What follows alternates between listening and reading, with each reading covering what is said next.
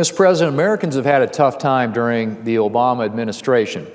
A sluggish economy, I should say a sluggish economic recovery that's really barely worthy of the name, stagnant wages for middle-class families, and a health care law that ripped away millions of Americans' preferred health care plans, and burdensome regulations that have made it more challenging for businesses large and small to grow and create jobs. And one agency has done more than its fair share to make things difficult for Americans, and that is the Obama EPA. During the course of the Obama administration, this agency has implemented one damaging rule after another, from a massive national backdoor energy tax that threatens hundreds of thousands of jobs, to unrealistic new ozone standards that have the potential to devastate state economies. And reputed rebukes from various federal courts have done little to check the EPA's enthusiasm for crippling, job-destroying regulations. This week, the Senate is taking up legislation introduced by my colleague from Wyoming, Senator Barrasso, to address one of the EPA's biggest overreaches, the so-called Waters of the United States regulation. The EPA has long had authority under the Clean Water Act to regulate, quote, navigable waters, end quote, things like rivers, lakes, and major waterways. And the inclusion of the term navigable, Mr. President, in the Clean Water Act was deliberate. It was deliberate. The reason it was put there is because Congress intended to put limits, real limits, on the federal government's authority to regulate water and to leave the regulation of smaller bodies of water to the states. Defining the waters to be regulated as navigable waters ensured that the federal government's authority would be limited to bodies of water of substantial size and would not infringe on minor bodies of water on private land. But over the last few years, it became clear that the EPA was eager to expand its reach. The waters of the U.S. regulation, which the EPA finalized this year, expands the EPA's regulatory authority to waters like small wetlands, creeks, stock ponds, and ditches, bodies of water that certainly don't fit the definition of navigable. And it specifically targets the prairie pothole region, which covers 5 states, including nearly all of eastern South Dakota. Now, if you look at this chart here, Mr. President, this is something that is a very normal landscape in South Dakota. A field like you would see, and of course, when it gets rain, some of the low-lying areas get a little bit of water in them. But this is basically a puddle.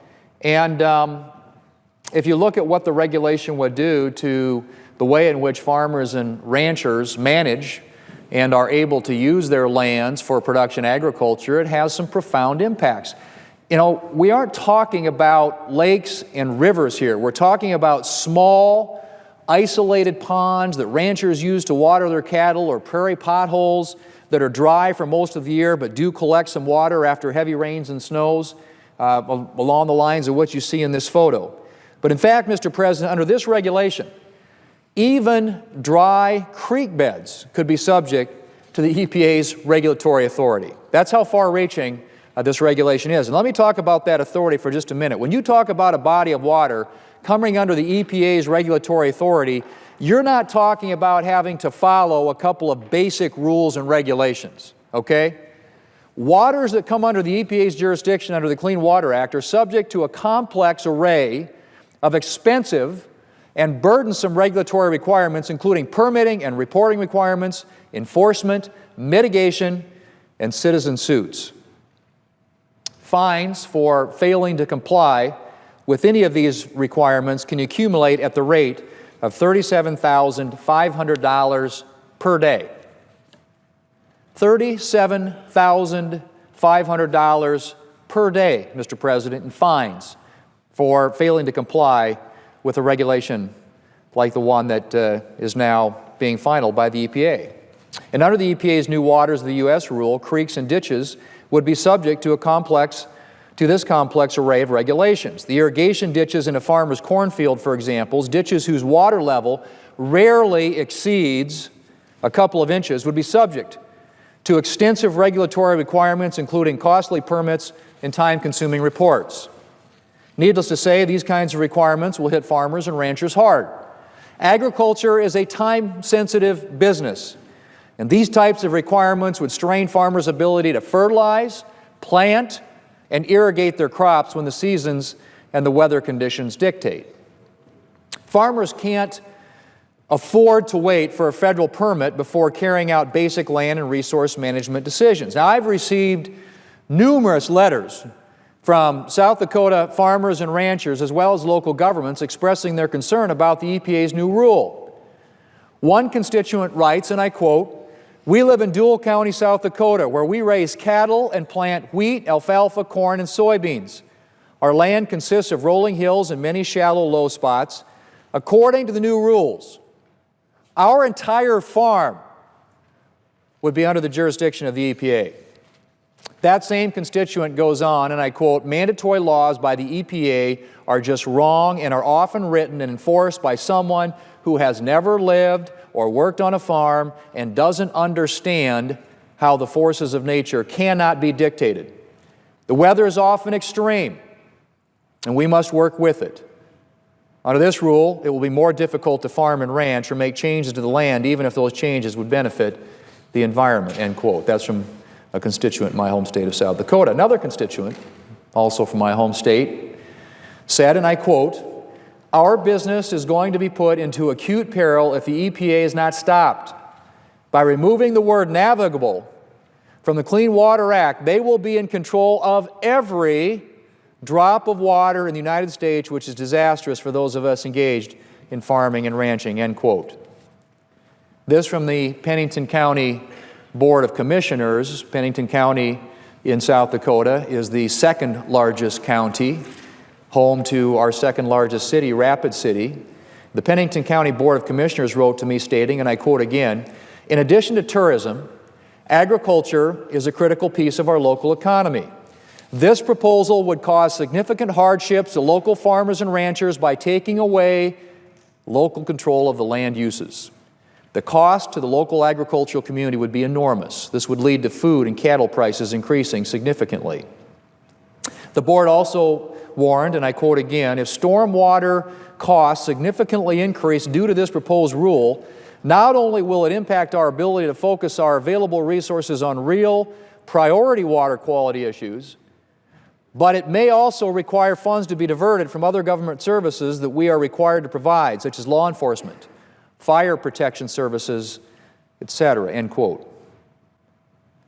Mr. President, I've received letter after letter like these from farmers, ranchers, business owners, and local governments across my state. And they're not alone. Concern is high across all of the United States. That is why 31 states have filed lawsuits against the EPA's regulation, as have a number of industry groups. And the courts have already granted them some temporary relief. Last month, the Sixth Circuit Court of Appeals expanded an earlier injunction and blocked implementation of the EPA's rule in all 50 states. But a final decision in the courts could be years away. So to protect Americans affected by this rule from years of litigation and uncertainty, this week the Senate is taking up the Federal Water Quality Protection Act, introduced by Senator Brasso, which would require the EPA to return to the drawing board and write a new Waters of the U.S. rule in consultation with states, local governments, agricultural producers, and small businesses. That seems only fitting, that you actually ought to consult with the people who are impacted by this. If that had happened, maybe there wouldn't be 31 states that have already filed lawsuits against the federal government. Maybe you wouldn't have all these local governments who are mortified about the impacts this is going to have on them, or agricultural producers, small businesses, homeowners, developers. You go across the... I've never seen, probably in my time here in Washington, an issue which has so galvanized opposition all across the country. You know, sometimes you'll have an issue that might affect a specific area or industry sector in our economy, perhaps agriculture. We talk a lot about those issues in my state because that's our number one industry. But rarely do you have an issue which generates opposition from so many sectors of our economy. That is how far-reaching this regulation is. This is the largest federal land grab, arguably, in our nation's history.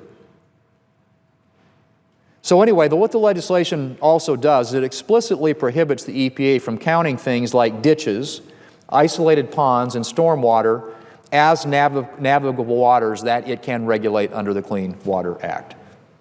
So it takes these things that we're talking about, the stock ponds, the ditches, frankly, the puddles, away from areas that the EPA can assert its jurisdiction and regulate.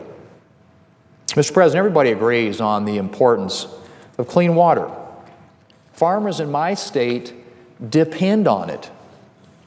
And the legislation that we're considering today will ensure that the EPA retains the authority to make sure our lakes and rivers are clean and pollutant-free. But, Mr. President, members of both parties should be able to agree that allowing the EPA to regulate what frequently amounts to seasonal puddles is taking things a step too far.